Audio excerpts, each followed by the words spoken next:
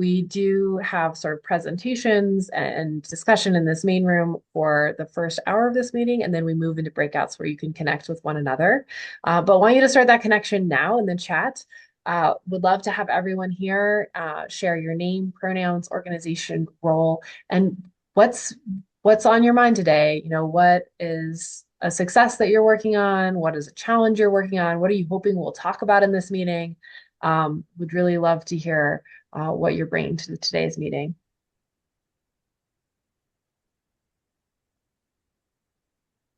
Julian's Julian's excited for Ramp, Garlic Escape, and Wild Onion season.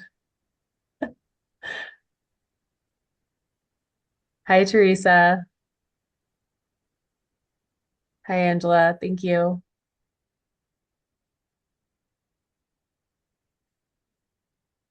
I Good so afternoon. Thank you so much for hopping into the chat. Would love to hear what you want to get out of this meeting or what you're hoping to talk about with your peers around Medicaid food security.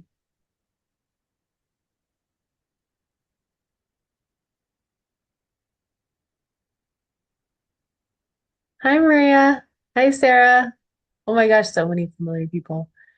Yeah, Carla, are you trying to raise your hand or is this an accident?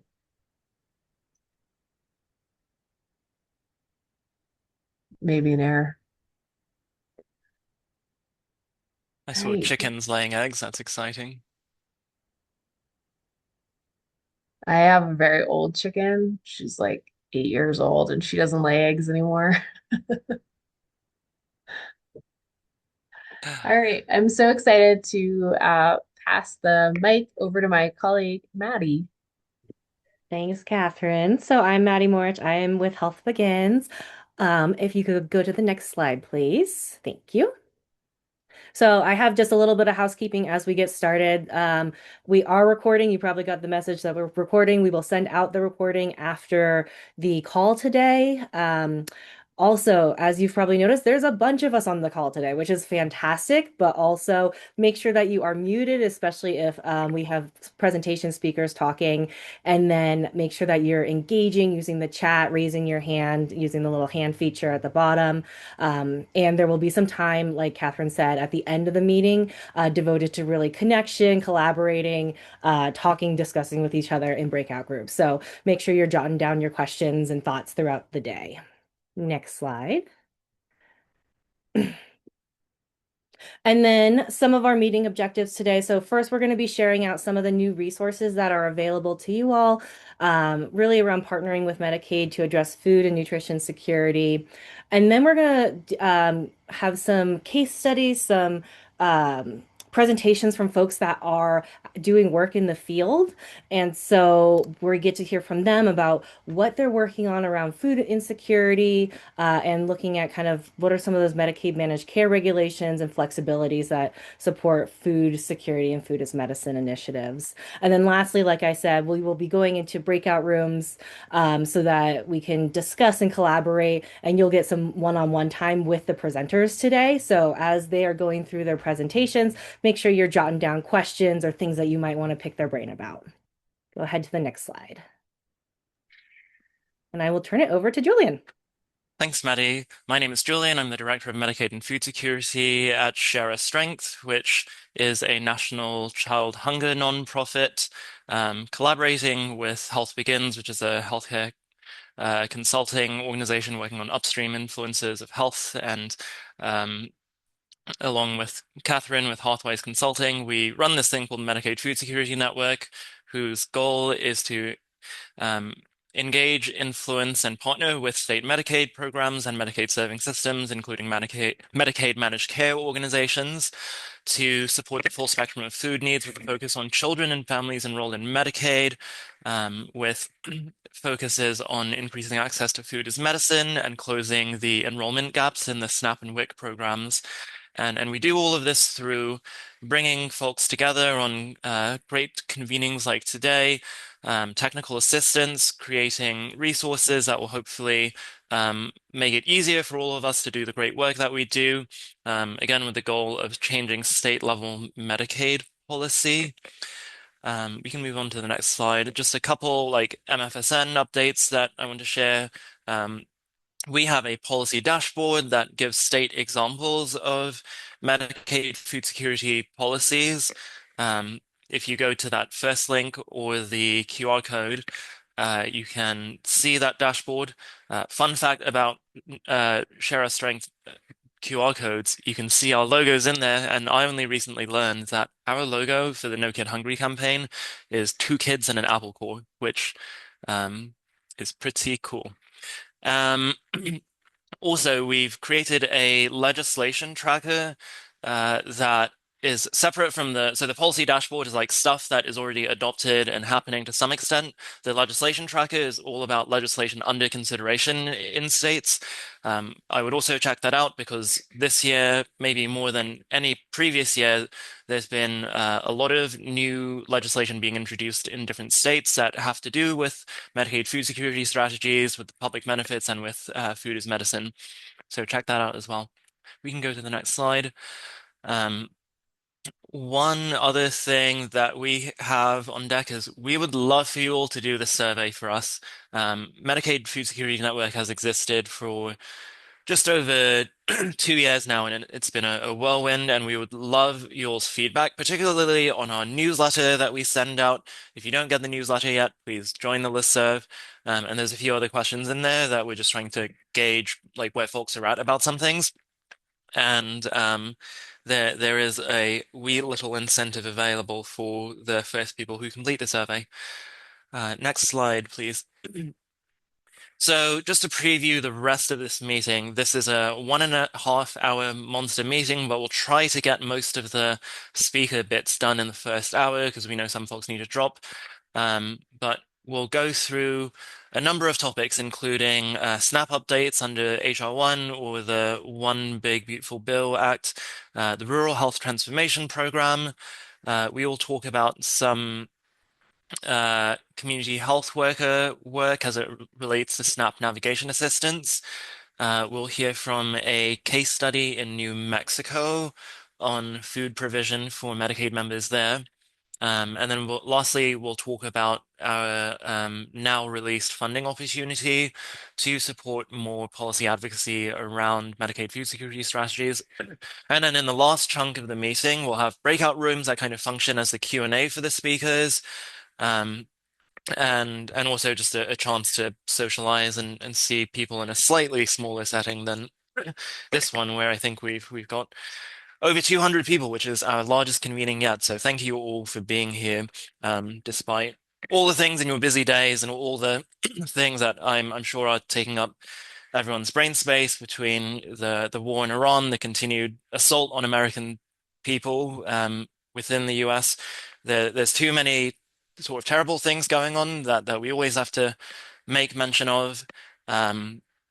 But we are always grateful for your presence in this meeting and in this work because we always just have to keep on climbing the mountain together.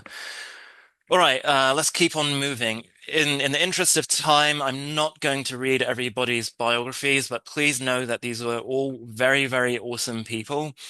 And we're all happy to connect with you afterwards. We'll provide email addresses or something in some form. So now we will head on to talking about SNAP policy changes from Gina Platanino from FRAC. Gina, are you on? I'm So I can hand it off here. to you. All right, sweet. Here, Let's and go. I would say, like, from my bio, what you should know is that I get to do this amazing work with people like Julian and to present with all of you. So we're here as a resource. So let's go down to the third slide. You already know this. Next. You already know this, but I think it's important to level set that SNAP is incredibly important, right? Like we're talking about food. We know that the worst health outcome is hunger, right? All of these everything we're working on supplements this. So we're really excited that we can talk about it because we know it has a broad impact in the millions of people that it helps. It reduces hunger, it bolsters local economies, and it delivers quick assistance. Next slide. We also know that it provides income and in terms of like taxes and local taxes for as retailers participate, right? Because that's one of the biggest sort of obstacles that we see is are there enough EBT retailers? But we know that SNAP plays a big role in terms of how much money it brings. For the local grocers, the small grocers, it's 12% of grocery sales, almost 250,000 jobs, 60 billion in wages, 1 billion in federal taxes. So all of this is incredibly helpful as we talk about the impact of SNAP. And so when SNAP gets cut, there are other impacts, economic impacts, as we're seeing here. Next slide. And I love my food pantry partners, and they'll be the first ones to tell you that we all need to do this together, because for every meal that the food bank network provides, SNAP provides 9, and we know it's insufficient. And we know that our food pantries have been working time and time and a half since the pandemic without getting recourse. As Julian said, as our country keeps navigating difficult circumstances, there are more people in need, really going to very charitable sources and applying for SNAP. So it's a very difficult time, and so we are working incredibly hard to remove those access barriers. So what happened this past summer? So let's go to the next slide. It was the most biggest changes in terms of SNAP since we've seen since 1996 and since the 80s, which pretty much dismantle SNAP in terms of being able to offer benefits sufficiently. It did fund a SNAP Ed, which again, an administration that really focuses on caring about the healthcare and nutrition of folks. It doesn't go in alignment with that. It expanded time limits, which is means that since 96, we had this provisions that individuals 18 to 49 who didn't have care dependents had to document at least 20 hours a week in order to keep SNAP. This has been expanded to individuals 18 to 64 and has pretty much taken away the term without dependents, because impacts caretakers and families with children 14 and up, and it takes away the provisions that unhoused individuals, youth aging out of foster care, and veterans, which were done in 2023 under the Fiscal Responsibility Act. Those are taken away. They also, in terms of benefit adequacy, internet cost exclusion, and the way that the utility deduction limits are administered, some families will see less benefits coming their way. And non-citizens, humanitarian-based individuals such as refugees, asylees, victims of crimes are no longer eligible unless they have a green card. And so what does this all mean? It means that the state agencies have to touch these cases multiple times. It means that certain people are getting cut off benefits. It means that people are getting less benefits. At the same time that state agencies are having to do this, we're looking at administrative cost sharing, which beginning FY27, your state agency is going to have to pay an additional 25% to manage the program. And this is important because as you think about how do you support other programs and innovative things such as the work here, your state is dealing with having to come up with more resources. And cost sharing beginning FY28, most states, 44 plus states, are going to have to pay a portion of SNAP benefits, which could be quite high in some states. It's billions of dollars that we could have utilized to expand the programs right here, or universal childcare, and we can go on in terms of that. So those are some of the changes that are facing, and the impacts just don't stop in SNAP. If you can go to the next slide. It also impacts our child nutrition programs because direct certification, it's directly related to automatic eligibility for free school meals, and healthcare, Medicaid was also impacted in HR 1, right? So if there's less people, next slide. If there are, if there are less people, thank you, there are less people on Medicaid and SNAP, then that means that there are less people who may be eligible for school meals. We do know that the Office of Management and Budget estimated that about 96,000 children will lose child nutrition subsidies in an average month because of the administrative benefit and cost sharing. And there is one state who's already decided to cut down broad-based categorical eligibility that allows families with higher incomes to be eligible. And we do know that there's a proposed rule right now at the Office of Management and Budget that wants to cut this off at a national level. Next slide. It also affects summer after school and CHWP because as SNAP participation decreases. Same thing with healthcare front. Fewer children are directly certified for free or reduced price meals. It means that area eligibility data may be impacted, which could impact programs' ability to participate. Next slide. And it also impacts summer EBT, which is a summer program for children, because fewer children on SNAP means fewer children directly certified. And every time we say directly certified, it means that the state, the school, the system has to do a lot more work, which means they need to hire more staff, which means less budget availability. Next slide. And it also impacts WIC, right? Any cuts to Medicare or SNAP makes families who participate in WIC means that they can also lose that adjunctive eligibility, meaning that they're eligible for one program, they're eligible for the other one, which makes it more difficult for them to certify or recertify for WIC. Next slide, please. Oh, that's not very clear, but what that slide shows is that it will also have the cuts to retail, including even almost 8% of profits coming in. And if that doesn't, which will impact directly cities, if some retailers decide to close because there'll be less property taxes, less wages, and less resources to go around. We'll fix that slide so that you can have it. But the data it's an 8% cut, decrease on average from the current spending levels, and a total almost of $87 billion less going to grocers, which again is meaning less money going into local economies. Next slide. And for you to get like just a small overview of what that means, like in a state like California, the projected SNAP issuance shift to the state is almost $2 billion. This is money that California never had to plan for. And California is a county operated state.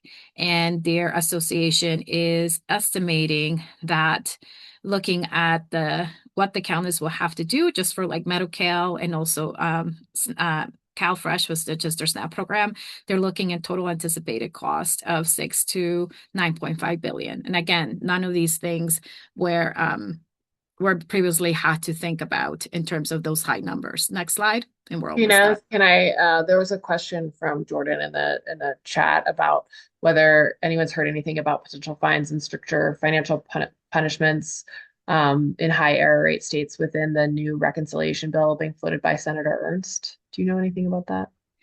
Yeah. Give me 2 more slides and I'll answer that. Yeah. And I look at the chat. Just want to say that, across the country, all of our states are in a financial strait.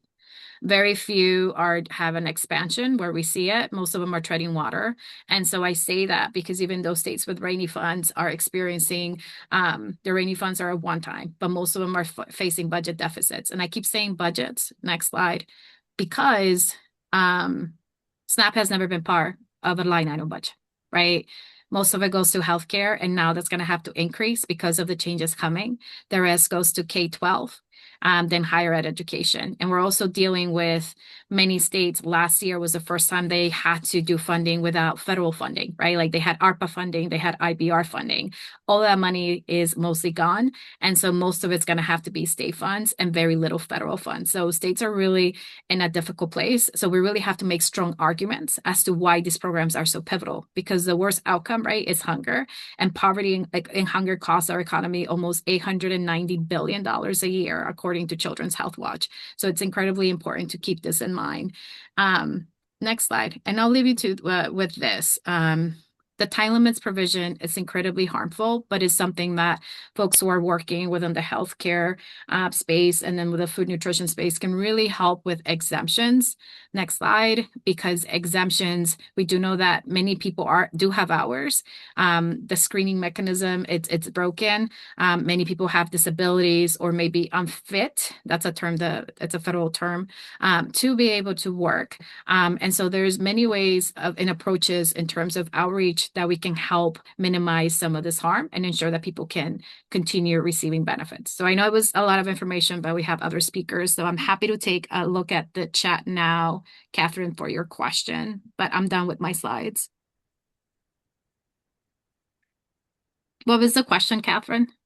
Yeah, so the question from Jordan is anyone hearing around potential fines and stricter financial punishments for the high error rate states within this new reconciliation bill being floated from Senator Ernst? Yeah, so The rumor has it that the White House doesn't want to do a reconciliation 2.0, but the Congress is different. We saw that we just had Farm Bill discussions.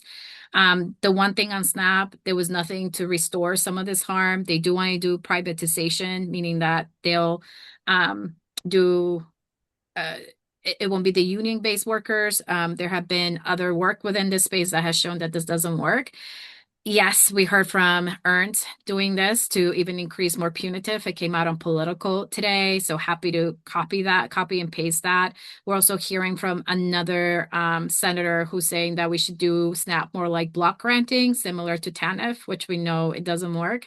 What I will focus on, because there's just like ongoing attacks based on misinformation, is just keep letting your federal members and your state litigation know how important this program was. And if they don't remember, look at what happened in November when SNAP benefits were not issued on time, right? Like we don't have to imagine what happens to our states when SNAP benefits are not there. And I know we have a working group, so happy to answer more detailed questions within there, but I defer to you, Catherine. Yeah, let's So keep on moving, but thank you for that response, Gina.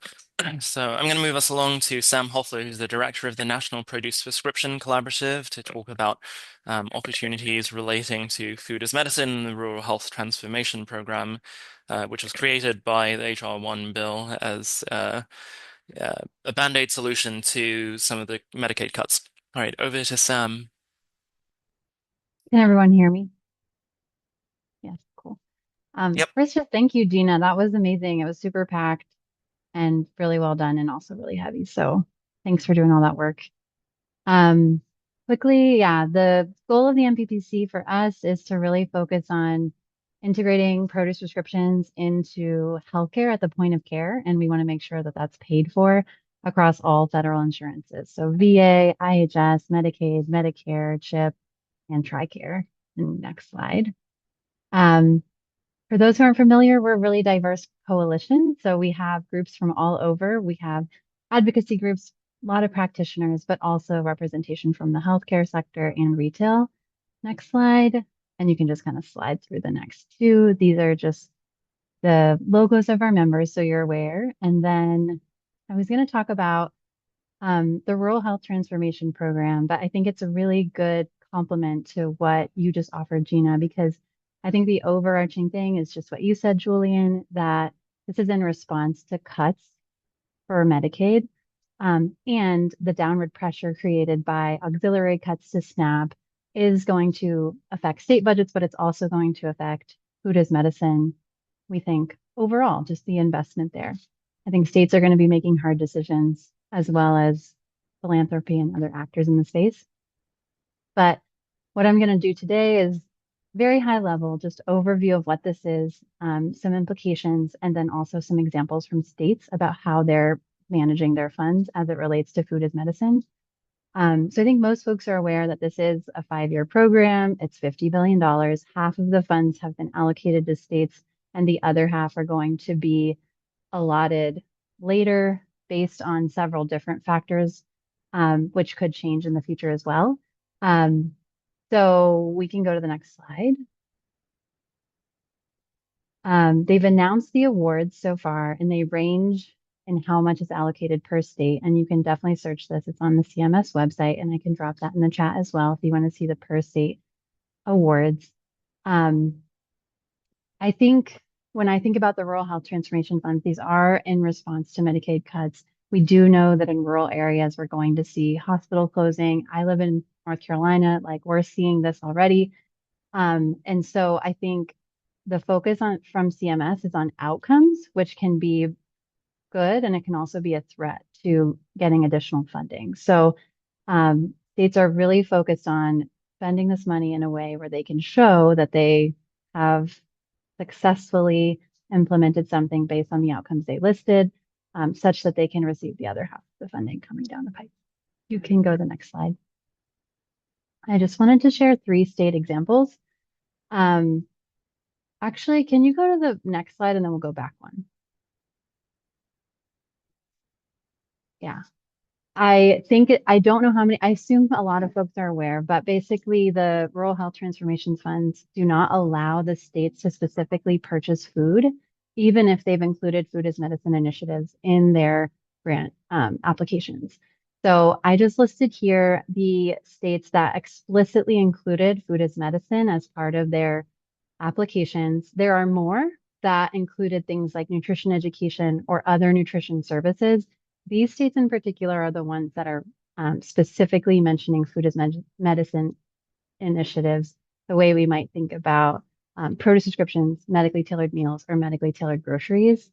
Um, like I said, that key piece about not allowing these funds to be used for food, they can be used for things like infrastructure or other things, but not food. And we haven't seen any states who have so far successfully figured out if it's possible to use them for food or anything like that. So if we can go back to the previous slide, I wanted to talk about 3 examples of states and how they're structuring their food as medicine interventions as part of the rural health transformation funds.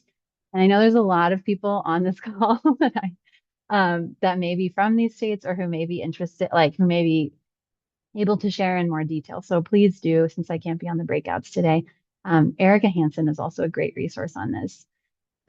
So Delaware is a state that where food as medicine is a big focus of their governor's office. So they've done a ton here. So they have basically a food as medicine council that includes payers and it includes members of the governor's team, and they in their application are including a robust food as medicine system or initiative. They're basically exclusively going to be looking for funding from philanthropy for this, but are looking to get more creative and still exploring. But they have a robust program. It's a real center point of their application. And then Indiana, when I talked with them, they shared that they're basically trying to work to develop a food fund from different sources. So it could be philanthropy or other government or Department of Health services, Department of Health sources. But their main focus is funding a feasibility study to look to see how, if there were funding for food, how to sustain these services over time and the impact. And in Maryland, I think it's interesting, they are using funding from the Department of Health. And I think we're going to see this I think we're going to see the source of funding vary depending on the state, like whether it's a blue state or a red state. Like Gina was mentioning, like a lot of states are going to face downward pressure from having to fund SNAP. I think other states are just going to choose not to fund SNAP, but still are going to face smaller state budgets.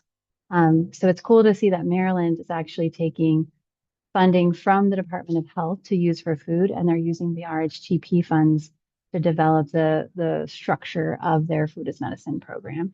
So this is the state that I'm aware of that's using state funds separate from RHTP funds, and then using those RHTP funds to fund, the infrastructure needed, maybe capacity building funds and things like that for their food as medicine work. So these are kind of like 3 examples that we're aware of. We have a few other states that we're working closely with to understand how they're implementing this. And something that I think is important for our members to understand is if they see another state do something and we're aware of that we can offer that to others as a pathway or a template or even something that they could just simply ask for or suggest. So you can go to the next slide. And, oh yeah, next slide. I was doing a little back and forth thing. So we are tracking the rural health transformation progress in general. We do, for our membership, have a robust tracking document, which is super helpful. And I just wanted to share with everyone that I would love to talk to anyone about becoming a member of MPPC. We have really wonderful people that we're working with to try to really track all of this changing landscape that can be really hard and really frustrating. And so it's nice to know that other people are in it with you. It's nice to know that these resources are available, and I'm happy to talk with anyone about that. So thanks, y'all. Thank you so much, Sam. Appreciate you being here. I'm going to transition us over to hearing from Share Strength team members Julie Garcia and Sarah Mills to talk about our Benefits Integration and Care Coordination program, which will dovetail into the presentation from Nina about the National Association of Community Health Workers and work on SNAP navigation assistance. Thank you, Julian. Very grateful and excited to briefly present a new initiative within, the health systems team here at Share Strength. Julian mentioned the name, Benefits Integration and Care Coordination. We also refer to it as BIC. In a nutshell, this initiative strengthens care coordination by streaming SNAP and WIC enrollment support in healthcare settings. We are supporting 4 leading healthcare organizations to enhance training, infrastructure, and technology to optimize workflow and reporting. We are lucky to work alongside 2 amazing partners that have been instrumental in providing technical assistance and guidance. Ochin, who is a nonprofit leader in healthcare innovation, is a trusted partner and provides essential support to BIC in strategic leadership, partner development, and program evaluation. NASHWA, who you'll hear from in a bit, is a member-based organization, and they unite community health workers from diverse backgrounds to advance health, equity, and social justice. They have been vital in this partnership, bringing the CHW perspective that sharpens our strategy and program design, while also ensuring that our work remains grounded in real community experience. I mentioned earlier that we are supporting 4 leading healthcare organizations in this first cohort, and the Fab 4 include Children's National Hospital. They're expanding their family lifestyle program, FLIP, to streamline access to whole child wellness services and essential supports like SNAP, and they're reducing barriers and empowering families to build healthier lives. Link Health, they partner with clinics to streamline referrals and help families navigate systems like Medicaid and SNAP using a respectful, person-centered approach. They're expanding their AI tools to more effectively connect families with essential support.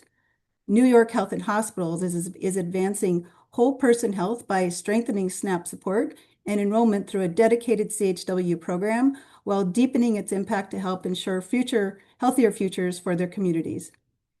And Equality Health, they're advancing their value-based care program by centering underserved communities and supporting providers and health plans with whole person, culturally responsive services anchored by their community health workers.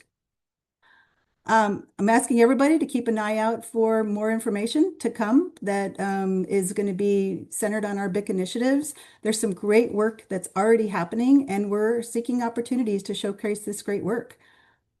All right, it is my honor now to hand the baton off to Sarah Mills, who will be introducing our next speaker. Thanks, Julie. I am really pleased to introduce Nina Schultz. Nina is the Director of Programs and Impact at the National Association of Community Health Workers. You all can read her full bio in the earlier slide, but we'll just say we've been incredibly fortunate to partner with Nina and NASHWA as technical assistance partners in the BIC project. But in addition to the support that they've provided with that project, Nina is also bringing her expertise in community-based research to help us better understand the role and experience of CHWs across the country related to helping patients navigate benefits programs and provide application assistance. So as a first step in our discovery, NASHWA launched a national survey of CHWs, and we're really happy for Nina to share some of the responses and learnings from that survey. So turn over to you, Nina. Thank you so much, Sarah. Hey, everybody. Great to be here. So as Sarah said, really excited to share some of the key learnings from a national survey of community health workers. And just a little bit of background. So we know anecdotally, of course, that CHWs are on the front lines helping with food access, with access to food benefits and resources, but we didn't have any data that really helps provide a little deeper understanding of CHW's roles in this work, their scope, any barriers faced, impact, needs, and more. So Share Our Strengths, No Kid Hungry, and NACHWA, National Association of CHWs, partnered to launch a national survey to learn more about CHW's roles in this work. Next slide, please. So this was a national survey. We reached 231 CHWs, 50 CHW employers, and respondents were from 45 states. So almost all states were represented. I see some CHWs in the chat. Thank you for being here and the work that you're doing. So you can see on the right-hand side, we asked CHWs which, if any, of the food and nutrition benefit programs. They provide access assistance. Just about 80% of CHW respondents provide some assistance with SNAP, and we're going to dig in a little deeper in a minute about what that looks like. A little over 50% help with WIC, about a third with summer EBT, and then almost between 15 and 20% said they themselves don't provide that assistance, but they see a need for it.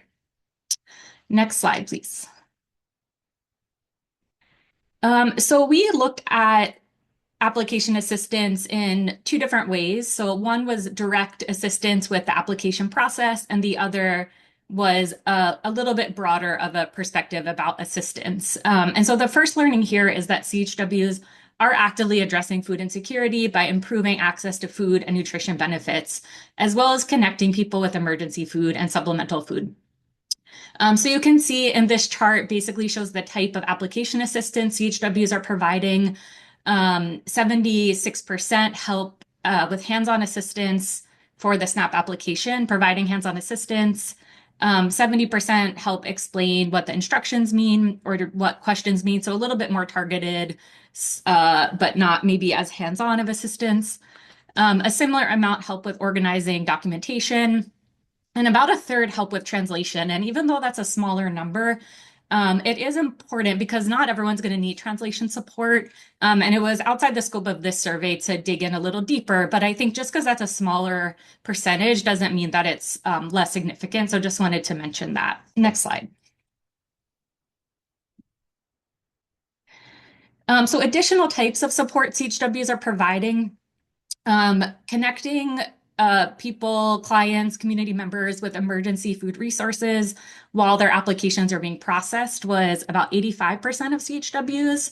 And then about 70% explain eligibility requirements. And we'll talk more about that because with changing eligibility, that can be challenging.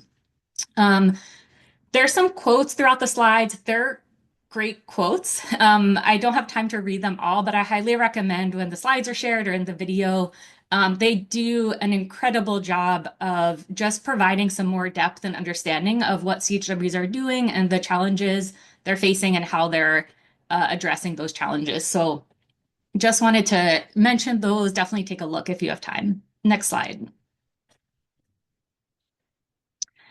So the next key learning is that something that you all likely know, but food benefits navigation is an ongoing process. So it's not a linear intake and then food security and, you can cross the client off the list as being food secure.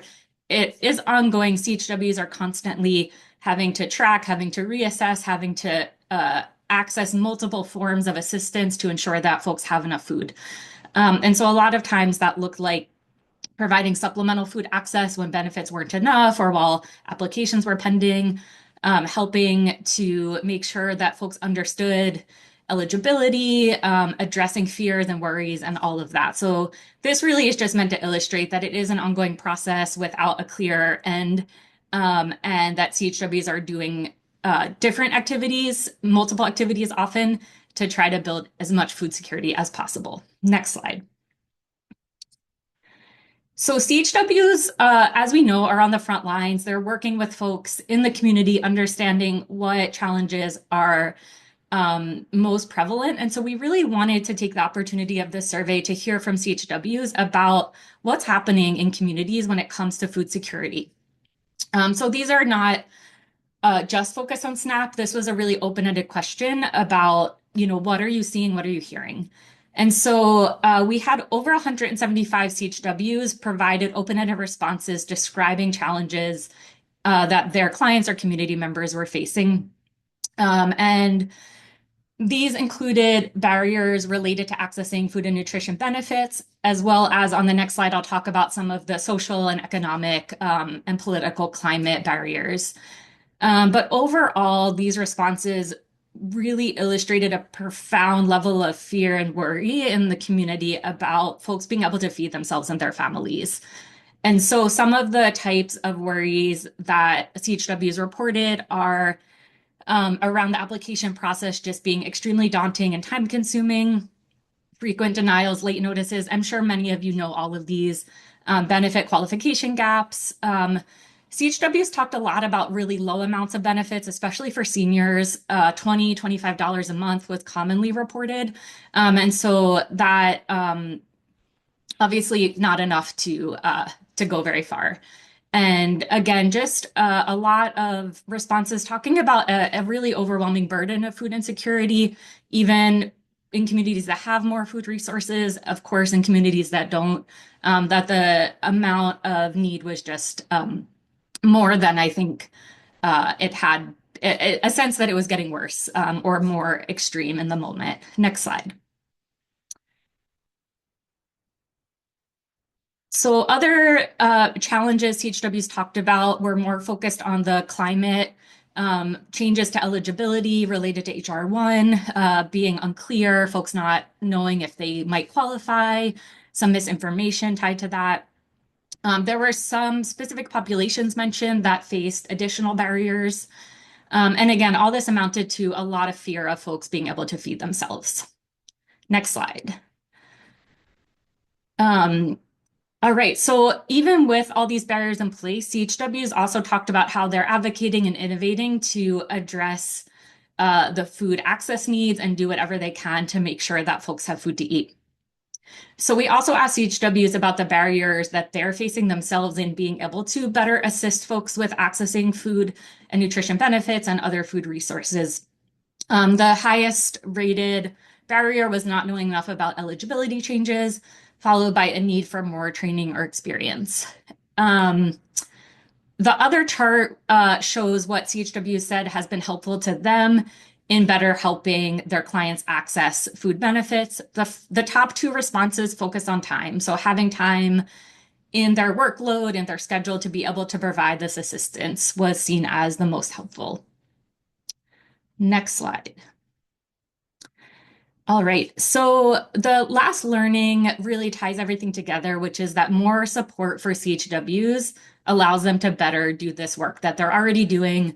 They're already oftentimes doing things on their own time, outside of work, really wanting to make sure everyone gets their needs met. But the burden for CHWs is really high. And so as a historically low-wage workforce, something NACHWA is working to change. CHWs are facing the same pressures as many of their clients around economic factors, food security, and so making sure that CHWs are protected, are paid a living wage, a thriving wage ideally, will help make sure they can do this work more effectively. And I did want to read this one quote because I think it just ties everything together really well and helps illustrate the overall learnings, one of the biggest learnings of the survey.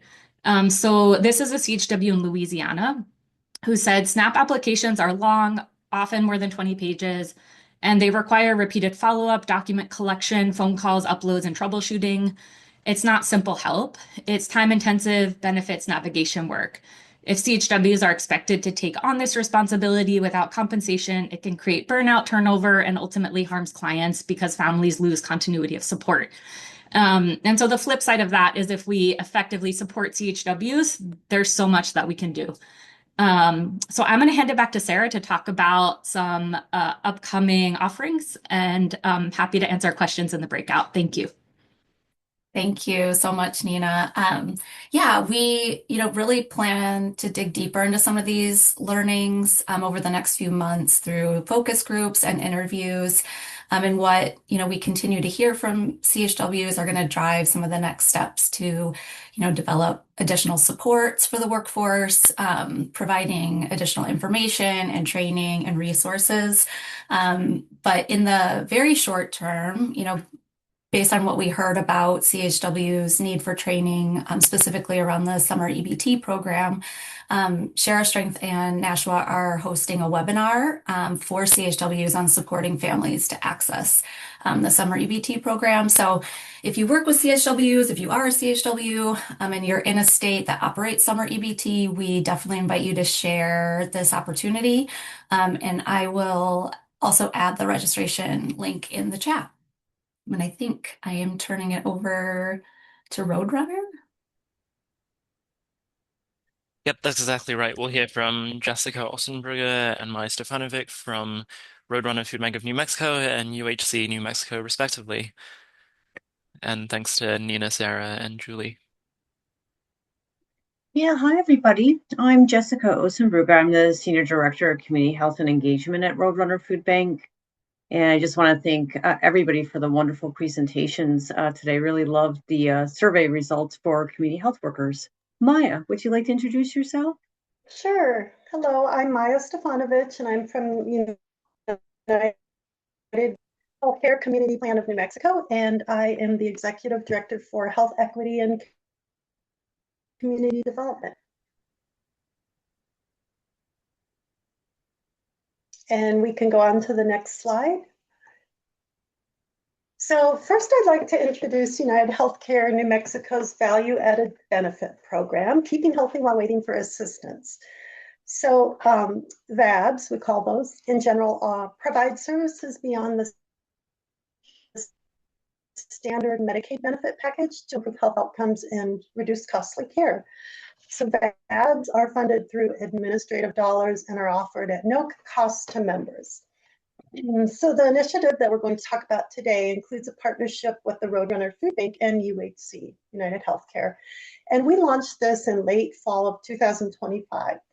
The main components of the program design was one, using Find Help to support a closed loop referral system to ensure that all the referrals around health-related social needs are tracked and completed, ideally, or that status is at least documented. And then the other component of the benefit was that each member receives $500 annually in food support benefits. Although we did have a temporary doubling of that benefit during the time when the SNAP benefits were paused. So why the focus on nutrition? Well, early data from our CLRS that you can see there in the diagram showed clear patterns that helped shape our decision. We know that nutrition is one of the top 5 needs by domain. Domains and subdomains that we refer to here are categorized according to Z codes, and nutrition is one of those. We found that women and those aged 65 to 74 are more likely to screen with nutrition-related needs. And we also found that of those screened, northern New Mexico seemed to have the highest concentration of food insecurity.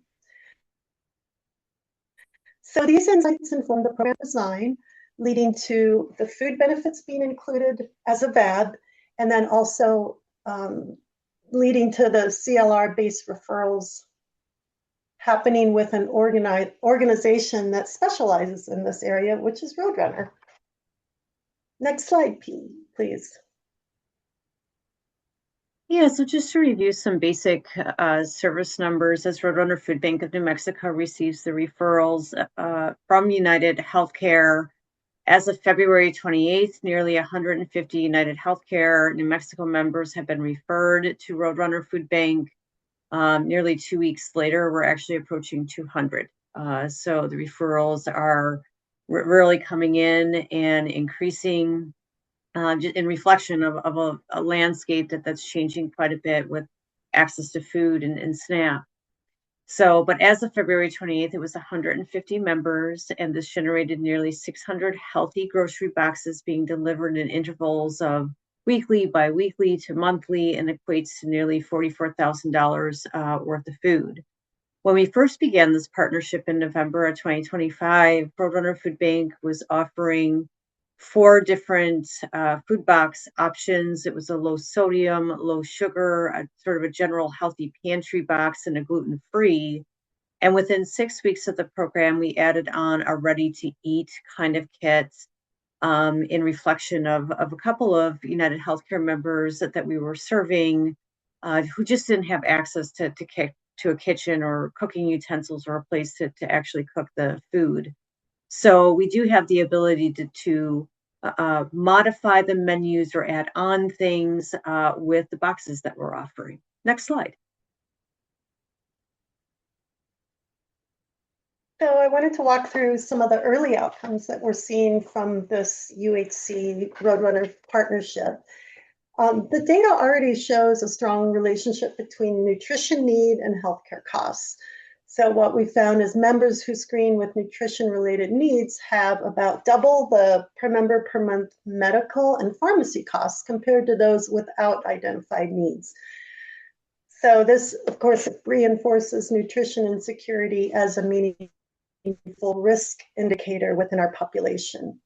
For example, we do see that higher service utilization among members with nutrition needs than compared to those without. They have more ER visits, more inpatient admissions, and interestingly enough, the length of stay in hospitals remains similar, about 5 to 6 days. So we figure the higher cost is driven more by underlying complexity of these members rather than by longer hospitalizations. So I want to secondly highlight the value of the closed loop referral system. Not only does the CLRS, we call it, capture important referrals and referral status data, what we found with this partnership is that the CLRS strengthens bi-directional referrals between UHC and Roadrunner. And what this means is that Roadrunner may be talking to a member and they identify nutrition, but the member is already identified with a nutritional need, but Roadrunner, in talking to them, will find other needs, and then they'll send those referrals back to us so we can redirect them to the appropriate fulfiller. So it creates space for deeper conversations with members, helping us uncover additional health-related social needs like housing, transportation, and other supports that can influence health outcomes. So another major strength we're found is adaptability. We've been able to adjust benefits in response to things like the federal SNAP changes or emergency needs. Roadrunner also added a ready-to-eat food box option that we discovered was needed for members without kitchen access. Something that became clear after reviewing the real member situations. And finally, collaboration has been a critical success factor. UHC and Roadrunner are in near daily communication, which keeps coordination tight and lets us respond quickly to member needs. So overall, kind of the takeaway of our outcomes, nutrition need is a strong predictor of higher spending and utilization. What we're finding, these findings, I guess, validate why targeted food as medicine strategies and strong partnership models like this one are essential for improving incomes for our highest need members. Next slide, please. Yeah, thank you, Maya. So we've had many successes in this partnership, all the items that Maya has just reviewed, and how we're outreaching to community members, United Healthcare members, the communication, the adaptability, and we've had so many great success stories for community members. So there's one that I wanted to talk a little bit about. This is a male member of a tribal community in New Mexico. New Mexico has 23 tribal indigenous communities throughout the state. And this male member happened to live in a part of the community where sort of the normal shipping and delivery types of firms would not be able to travel or traverse down the road that him and his family had lived on. So we had to do some creative problem solving to really work out the logistics of the delivery in this kind of frontier rural location in New Mexico, which involved a small business that was sort of 20 miles in the radius and was a business that was on a paved road that was accepting of the food delivery and the food boxes, so that member would be able to get their food on a regular basis. So it was quite a pleasure to think through it creatively and find some good community partners in this to make sure that the food access is happening in a continuous basis. So while we were sorting through this and figuring out the technicalities of sort of the last mile delivery and getting the food over there, this individual really shared how much pride that they had in their community how much pride that they had in belonging to New Mexico, to being a United Healthcare member, being able to be a part of this program with Roadrunner Food Bank, and oftentimes provided really good compliments to everybody involved, that we troubleshooted a technical logistical delivery issue very effectively, and it allowed him to be a part of that decision making and a part of the solution that was going to work best for him. So we saw this as a really good success, and we've had other examples like this, whether it's Last Mile or other kinds of things where we're helping with health related social needs that came out as a result of the conversation. Just a lot of really good successes every week. Next slide.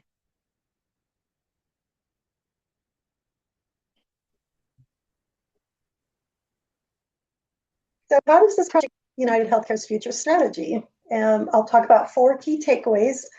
The first one is informing the statewide CLRS development. So since from the program provide practical best practices that can shape New Mexico's emerging statewide closed loop referral system. As you can see on the chart here, the VAB falls into the VAB capturing referral status and so forth falls into the UHC CBO category that you see near the top of the list of the chart.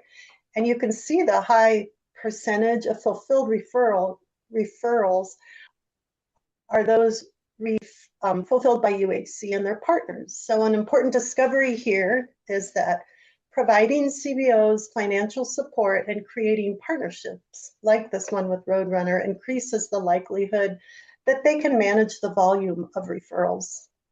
The second takeaway is just guiding the future value-added service decisions that United Healthcare makes. So the data and outcome helps us decide which value-added services or benefits best support members' food and nutrition needs. The third takeaway is supporting future decision-making. So these findings highlight how addressing food and nutrition insecurity, along with other health-related social needs, can reduce healthcare utilization and long-term costs. So the fourth key takeaway is just emphasizing the impact of these kind of projects. This work strengthens the case that food insecurity is closely tied to future healthcare spending, and the targeted interventions can improve outcomes and reduce avoidable use of the healthcare system. Next slide. Yeah, I really love this, Maya, and thinking a little bit about the future, right? This partnership has been about 4.5 months old. So some of the things that we've reflected on at Roadrunner Food Bank is that healthcare partnerships are wonderful, adaptable, flexible, and collaborative. Lots of really good communication, lots of really good problem solving. There's a viable pathway for food banks in providing different lines of service and programming to support healthcare and having a comprehensive approach to help patients and their members obtain better health outcomes and reduce the healthcare utilization and emergency department visits and preventable hospital stays. There are a variety of revenue streams for food banks to engage with through healthcare. It allows food banks to have a vested stake in supporting community members who are not only managing food and nutrition insecurity, but are managing more than one big health condition in which diet has a role. It has really helped us bring forward Roadrunner Food Bank's burgeoning community health worker program to really be able to attend to some of the other health-related social needs that are occurring for members. And this also helps food banks transition from the sort of typical pounds measure of success to a health outcomes measure of success. Food banks definitely desire to know their impact on the reduction of healthcare utilization and the reduction of the big costs, such as emergency department visits and the real costly hospital stays. Next slide. Please join us in the breakout room. I think we are in room 2.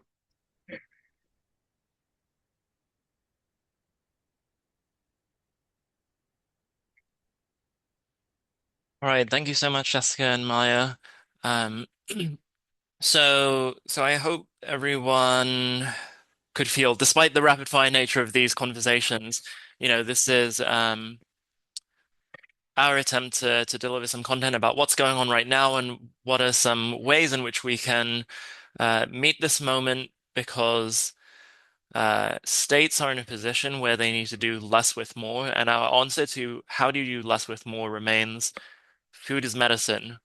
Connect people with Snap and WIC. Navigation assistance is something that will very likely reduce Snap error rates in ways that will be mutually beneficial to state governments um, and to the CBOs who are doing this work. Um, and and that the food as medicine movement, which while it may focus on some more narrowly scoped interventions of like meals and groceries and produce subscriptions, I think there's this like interplay between food as medicine and getting people connected to nutrition benefits that remains like really important in this moment. So just wanted to say that out loud, and then to just say a quick word about our new funding opportunity before we head to the breakout rooms, which is that um, we are once again opening up a funding opportunity for organizations to work on advocacy for states to adopt or implement policies relating to Medicaid food security strategies focused on increasing SNAP and WIC enrollment and potentially also food as medicine. The award amount is $100,000 per organization, and I would head to the RFP page that we will put in the chat in just a second to see all the full details, or you can come to the breakout room where I think we're going to be breakout room 3. So if you're interested in learning about or have more questions about it, please head to that breakout room. And before we head there, the other thing that popped back into my mind as I was saying that thing, trying to tie everything together, we also recently released a policy brief and calculator about food as medicine cost effectiveness calculation and cost effectiveness analysis. And I'm putting the link to that in the chat. And that is something that we hope will help you all have those conversations with your states about how do we do less with more, and let's like have a realistic and not too over optimistic nor pessimistic conversation about how much is it going to cost and what kind of savings can we generate together, and how can we do right by low-income members of our communities. Anyways, the long and short of the application process is there is a new grant portal that Share Strength has, so you'll need to create an account with that. But again, all of the details are in that web page with the RFP. Okay, let's head to the breakout rooms. So just to say quickly, we will you can use the 3 dots menu to, and do you mind going to the last slide, actually? I think that's where the instructions are before we say who is where. So there's going to be a pop-up that will show up in a moment where you can choose a breakout room, but if you have any trouble, please also just like bug any of us speakers or a member of the team. My teammate Katrina, who is architecturing this whole webinar, is going to help people get into the rooms. You can also use the 3 dots more menu to join a breakout room. So I just want to say that's to minimize confusion as much as possible, because breakout rooms can be confusing, including for me. Okay, next slide now. So depending on what you're most interested in or who you want to chat with, these are the breakout rooms you can head to. You can also switch breakout rooms in the middle. And this whole meeting will be open until 2:30 Eastern time, so 25 minutes from now. We'll close the breakout rooms a couple of minutes before the end just to say goodbye one more time. But I know some folks are already rolling off right now, so just want to say again, thank you for being here. Thank you for giving your attention to the speakers. Thank you for connection. Please stay in touch and keep an eye out for more from our newsletter, and please spread the word about our funding opportunity. All right, thanks everyone. And now the breakout rooms are open. Please feel free to head to where you want to go. For those of you who are interested in just general stuff or interested in the grant opportunity, definitely encourage you to email the MFSN email address, because that's a monitored inbox that has the whole team looking at it. But yeah, thank you again, everyone. Hope you all can transition into spring and out of false spring or fool's winter, and appreciate everyone being here today.